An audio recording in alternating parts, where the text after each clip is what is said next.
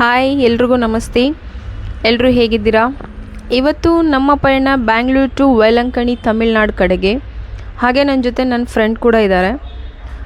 So ಮೊದಲೇ ಬಾರಿಗೆ ನಾವು ಹೋಗ್ತಾ ಇರೋದು. ಇದಕ್ಕೆ ಮುಂಚೆ ನಾನು ಇಷ್ಟು ಜರ್ನಿ ಮಾಡಿರಲಿಲ್ಲ. ಯಾಕಂತಂದರೆ ಬ್ಯಾಂಗ್ಳೂರಿಂದ ಸುಮಾರು 12 ಅವರ್ಸ್ ಜರ್ನಿ ಇದೆ ವೇಲಂಕಣಿ, ತುಂಬಾ ದೂರ ಇದೆ. ಸೊ ನಾವು ಇದನ್ನು ಮುಂಚೆನೇ ಬಸ್ಸೆಲ್ಲ ಬುಕ್ ಮಾಡ್ಕೊಂಡಿದ್ವಿ. ಸೊ ನಮಗೆ ಎ ಸಿ ಆಗೋದಿಲ್ಲ, so non A C sleeper ಕೋಚನ್ನ ಬುಕ್ ಮಾಡ್ಕೊಂಡಿದ್ವಿ ಮುಂಚೆನೇ.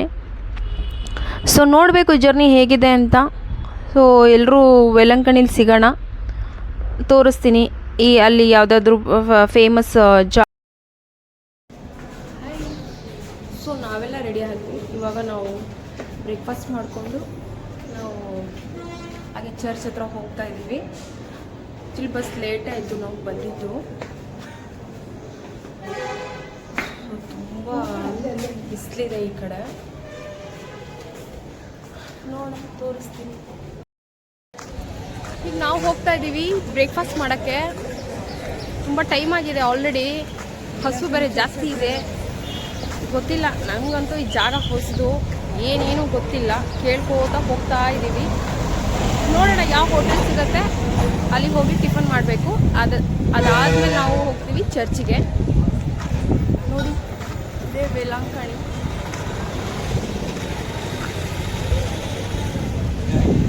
ಅಂತ ಹುಡ್ಕೊಂಡು ಹೋಗ್ತಾ ಇದ್ದೀವಿ.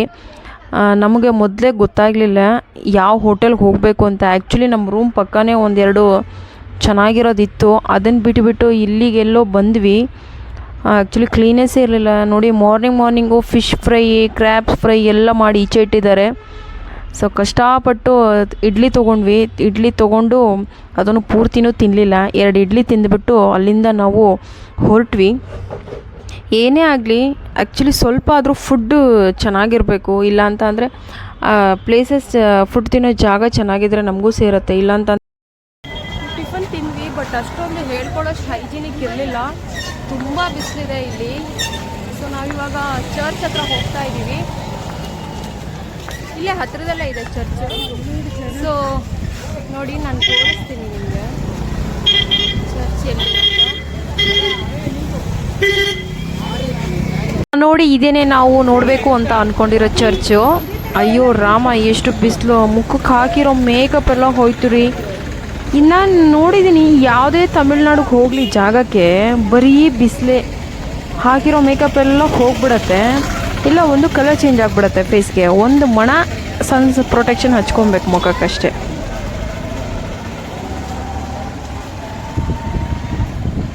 ವಾವ್, ಎಷ್ಟು ಚೆನ್ನಾಗಿದೆ ನೋಡಿ ಚರ್ಚ್.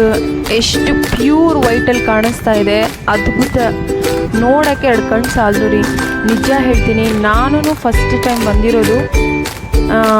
ನೋಡೋಕ್ಕೆ ಎಷ್ಟು ಚೆನ್ನಾಗಿ ಕಾಣಿಸ್ತಾ ಇದೆ ಅಂತಂದರೆ, ಈಚೆನೇ ಇಷ್ಟು ಚೆನ್ನಾಗಿ ಕಾಣಿಸ್ತಾ ಇದೆ ಅಂತಂದರೆ ಇನ್ನು ಒಳಗಡೆ ಎಷ್ಟು ಚೆನ್ನಾಗಿದೆ ಅಂತ ನೋಡಬೇಕು. ನಾನು ನಿಮಗೆ ತೋರಿಸ್ತೀನಿ, ನೋಡೋಣ ಹೇಗಿದೆ ಅಂತ. ಬನ್ನಿ ನೋಡೋಣ.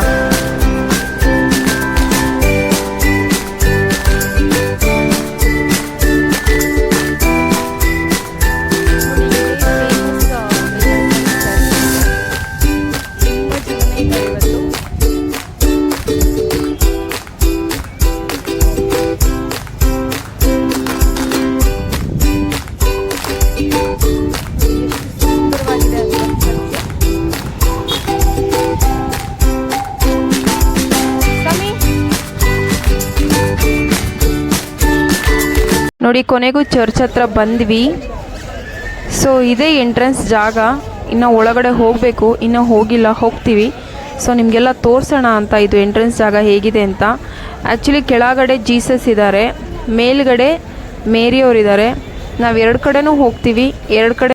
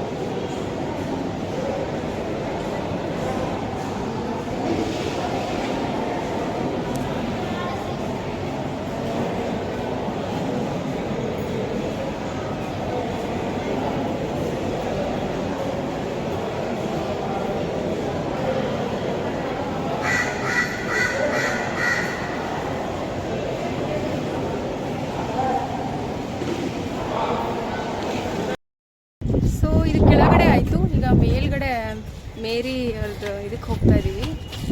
ಅದು ತೋರಿಸ್ತೀನಿ ನಾನು ನಿಮಗೆ ಹೇಗೆ ಅಂತ. ನೋಡಿ, ಇದು ನಾವು ಮೊದಲಿಗೆ ಕೆಳಗಡೆ ಹೋಗಿದ್ದು ಜೀಸಸ್. ಸೊ ಈಗ ಮೇರಿಯವರ ದರ್ಶನ ಮಾಡೋಕ್ಕೆ ಮೇಲ್ಗಡೆ ಹೋಗ್ತಾ ಇದ್ದೀವಿ. ತುಂಬಾ ಅದ್ಭುತವಾಗಿದೆ ಜಾಗ. ನಾನು ಮೊದಲನೇ ಬಾರಿಗೆ ಇಲ್ಲಿ ಬರ್ತಿರೋದು. ತುಂಬಾ ಖುಷಿ ಅನಿಸ್ತು, ಮನಸ್ಸಿಗೇನೋ ಶಾಂತಿ. ತುಂಬಾ ಚೆನ್ನಾಗಿದೆ.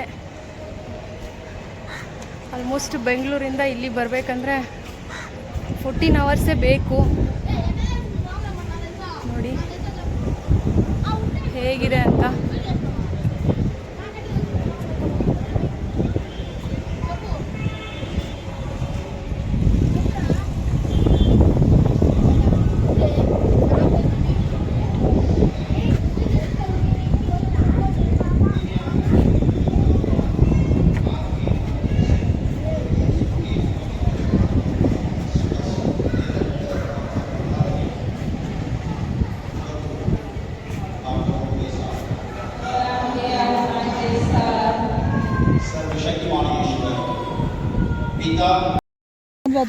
ಚರ್ಚ್ ಎಲ್ಲ ಮುಗೀತು. ಇವಾಗ ಇಲ್ಲೊಂದು ಈ ಕಡೆ ಒಂದು ಜಾಗ ಇದೆ, ಅಲ್ಲೂ ಏನೋ ಇದೆ, ಅಲ್ಲಿ ಹೋಗ್ತಾ ಇದ್ದೀನಿ ನಾನು ಅವಳು ನೋಡೋಕ್ಕೆ.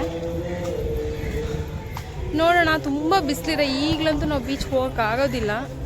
ಸಾಯಂಕಾಲ ಹೋಗ್ತೀವಿ ಬೀಚ್ಗೆ. ಅಲ್ಲಿ ತೋರಿಸ್ತೀನಿ ಬೀಚ್ ಹೇಗಿರುತ್ತೆ ಅಂತ. ಯಾರು ನೋಡಿಲ್ವೋ ಅವ್ರಿಗೆ ಮಾತ್ರ. ನಾವು ಒಂದು ಅಂಗಡಿಗೆ ಬಂದಿದ್ದೀವಿ ಐಸ್ ಕ್ರೀಮ್ ತಿನ್ನೋಣ ಅಂತ. ತಗೊಳ್ಳೋಣ.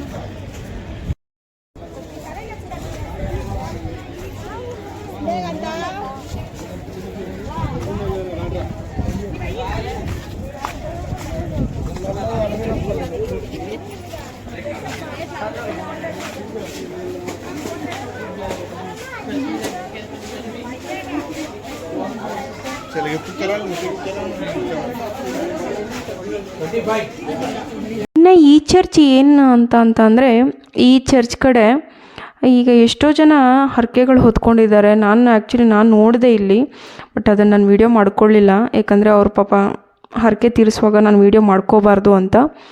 ಈ ಉರಿ ಬಿಸಿಲಲ್ಲಿ, ಮಂಡಿಗಾಲಲ್ಲಿ, ಅದು ಮರಳಲ್ಲಿ ಕಾಲಿಟ್ಟು ಎಷ್ಟು ಸುಡುತ್ತೆ ಅಂತ ಗೊತ್ತು.